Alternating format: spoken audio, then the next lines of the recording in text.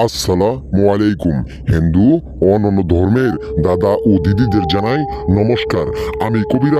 আমি কবিরাজ চানবয়তি আপনাদের মাঝে 5 মিনিটেই নারী বশ 5 মিনিটেই নারী বশ।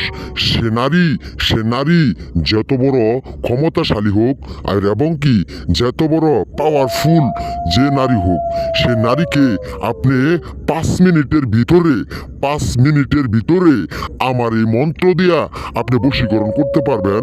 আপনি আপনার প্রেমের ফাঁদে ফেলাইতে পারবেন। বিয়াস, এটা একটা মন্ত্র। এটা আদিও আসল কিতাবের মন্ত্র। সে মন্ত্র আজ আমি আপনাদের মাঝে ছাইরে দিলাম। বিয়াস, আপনি আপনার পছন্দ মতে নারীর সাথে প্রেম করছেন, সে নারী আপনার সাথে অভিনয় করছে, সে নারী আপনার জমিন বাঁচাইছে, সে নারী আপনার বাড়ি বাঁচাইছে, সে নারী আপনার আজ পথের ফকির বানাইছে। এখন আপনি নারীর সাথে পারতেছেন না।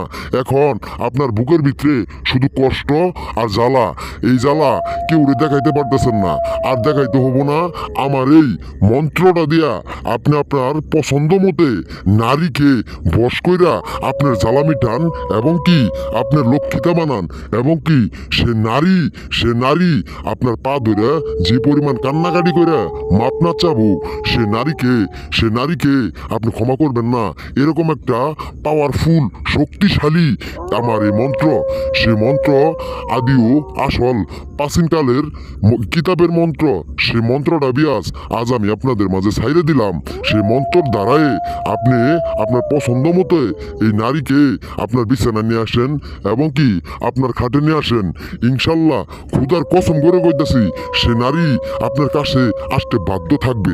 সে নারী পুরে বুকের কাপড় খুললা, পাছার কাপড় খুললা আপনার কাছে আইসা একবার অলঙ্গ হইয়া আপনার জড়ায় দইরা মনের আশা, দেহুর আশা, শরীর জ্বালা যন্ত্রণা একবার উদাসী হইয়া পাগলা কুত্তা হইয়া যদি আসিয়াত পানি নিচেও থাকে, বিয়াস আপনার কাছে আসবো।